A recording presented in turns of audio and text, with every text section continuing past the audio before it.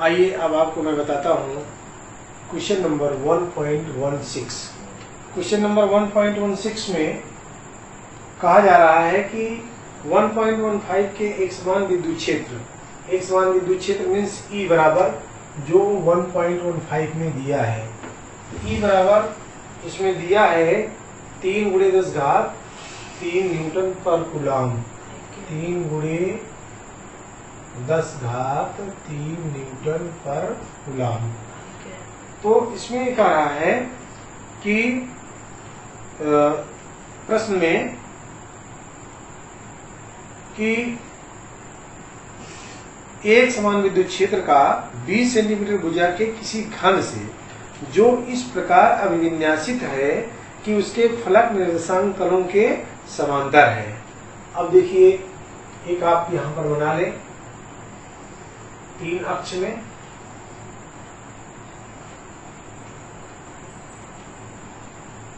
कोई भी इसमें अक्ष ले लें, ये x अक्ष, ये y अक्ष और ये z अक्ष। x अभिविन्यासित है, ये x अक्ष, कोई भी अक्ष इसमें हम ले सकते हैं। इसमें जो भुजा है 20 सेंटीमीटर भुजा का एक घन है। तो देखिए एक घन बनाएंगे, 20 घन जो होगा तीनों अक्षों में होगा। इस तरह से इसका जो घन बनेगा, इस पर एक दूसरी पेन हम यूज करें तो ज्यादा समझ में आएगा।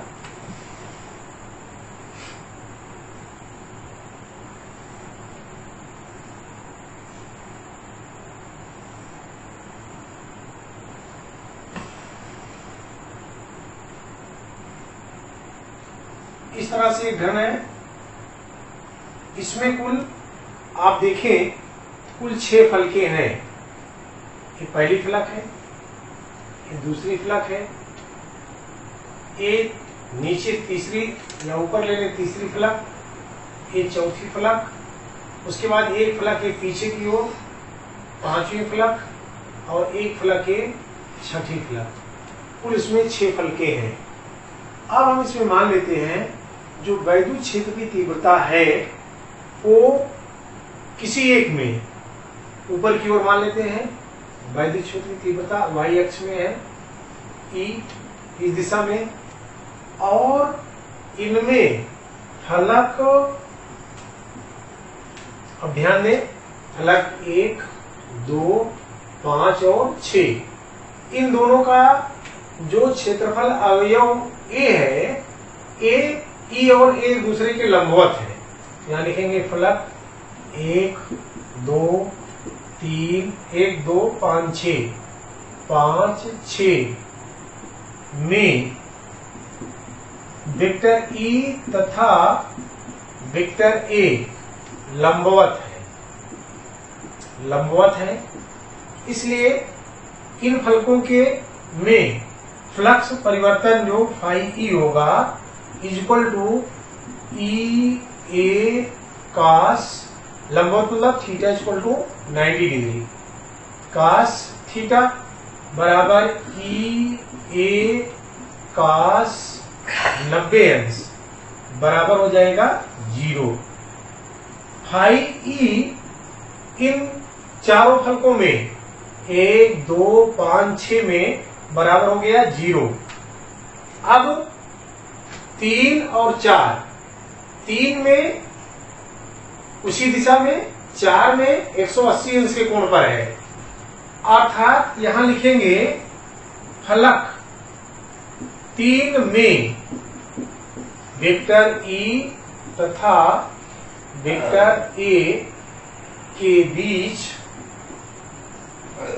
0 अंश का कोण है, के बीच 0 अंश कोण है। अतः phi E equal to E A cos 0 अंश बराबर E A गुणे 1 फाई E बराबर E A।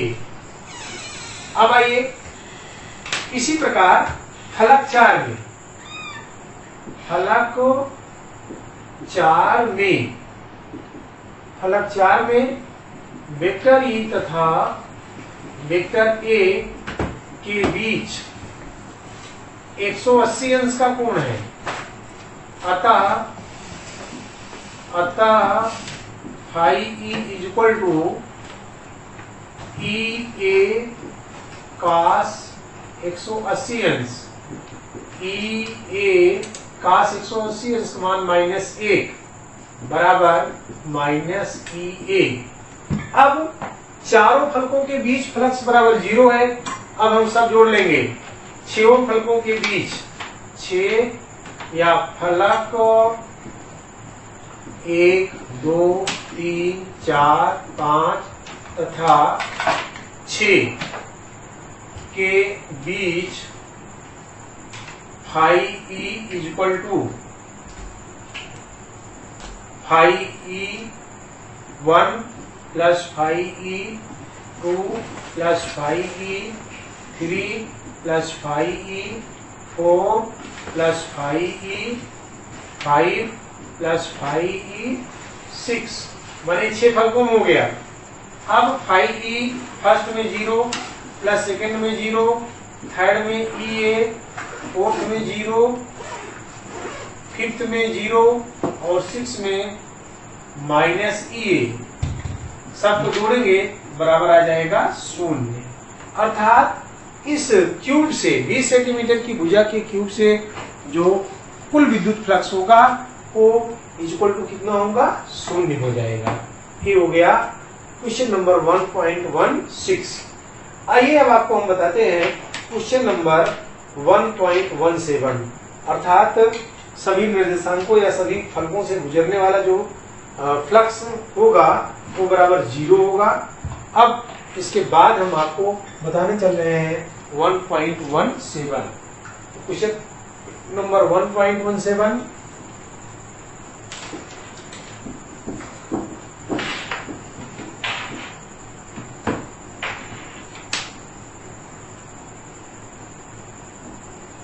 देखिए, अब आपको हम बताने चल रहे हैं 1.17। आइए अब आपको क्वेश्चन नंबर 1.17 में बताता हूं। 1.17 है किसी काले बॉक्स के पृष्ठ पर कितना विद्युत क्षेत्र की सावधानी पूर्वक ली गई माप यह संकेत देती है कि बॉक्स के पृष्ठ से गुजरने वाला नेट फ्लक्स का मान दिया है phi E is equal to 8 गुणे 8.0 मल्टीप्लाई 10 की पावर 3 न्यूटन मीटर स्क्वायर पर कूलम। उसके बाद एक में पूछ रहा है Q इक्वल टू वाट। अब हम जानते हैं कि फाई ई और क्यू में जो संबंध है वो गास की प्रमेय से है। Phi E is equal to Q upon epsilon naught, और हम जानते हैं एप्सिलॉन नॉट का मान होता है 8.85 गुणे 10 की घातीय -12 न्यूटन मीटर स्क्वायर प्रति कूलम स्क्वायर। अब हमें ज्ञात करना है क्यू इक्वल टू हो जाएगा phi E into epsilon naught equal to phi E 8 गुणे 10 की पावर 3 मल्टीप्लाई 8.85 मल्टीप्लाई 10 की पावर -12। गुणा कर लें, 8 40 0 8 अठाई 64 और 4 68 6 8 अठाई 64 और 6 70। ये बराबर हो गया 2 अंक बाद 70.80 मल्टीप्लाई 10 की पावर 3 मल्टीप्लाई 10 की पावर -12। अब 12 में से 3 निकाल देंगे, आएगा 9। 70.80 मल्टीप्लाई 10 की पावर -9। अब यदि यहाँ पर 2 अंक दशमलव जहाँ ले लें तो 3 अंक लेंगे। 3 अंक दशमलव इधर ले लेंगे तो आ जाएगा 0.07। मल्टीप्लाई 10 की पावर -9 मल्टीप्लाई 10 की power 3 is equal to 0.07 multiply 10 की पावर -6। 10 की पावर -6 बराबर होता है माइक्रोकुलाम के। तो यहाँ हो जाएगा Q is equal to 0.07 microcoulomb. तो फर्स्ट में पूछ रहा था कि बॉक्स के भीतर नेट आवेश कितना है, तो बॉक्स के भीतर नेट आवेश Q इक्वल टू 0.07 माइक्रोकुलाम। अब इसमें दूसरा बी में पूछ रहा है। बी में फिर क्वेश्चन कर रहा है कि यदि बॉक्स के भीतर बॉक्स के पृष्ठ से नेट बहिर्मुखी फ्लक्स शून्य है, तो क्या आप यह निष्कर्ष निकालेंगे कि बॉक्स के भीतर कोई आवेश नहीं है? तो ऐसा निष्कर्ष नहीं निकलेगा। क्यों नहीं निकलेगा? क्योंकि हो सकता है बॉक्स के भीतर जितने पॉजिटिव आवेश हों उतने ही नेगेटिव आवेश हों, इसलिए एक टोटल जो होंगे वो शून्य हो सकते हैं। इस प्रकार से जो दूसरे बी में पूछा जा रहा है, यदि बॉक्स के पृष्ठ से नेट बहिर्मुखी फ्लक्स शून्य है, तो क्या आप यह निष्कर्ष निकालेंगे कि बॉक्स के भीतर कोई आवेश नहीं है? ऐसा संभव नहीं है। बॉक्स के भीतर आवेश हो सकता है। इस वीडियो में सिर्फ इतना ही। इसके बाद 1.18 अगले वीडियो में आपको बताएंगे। धन्यवाद।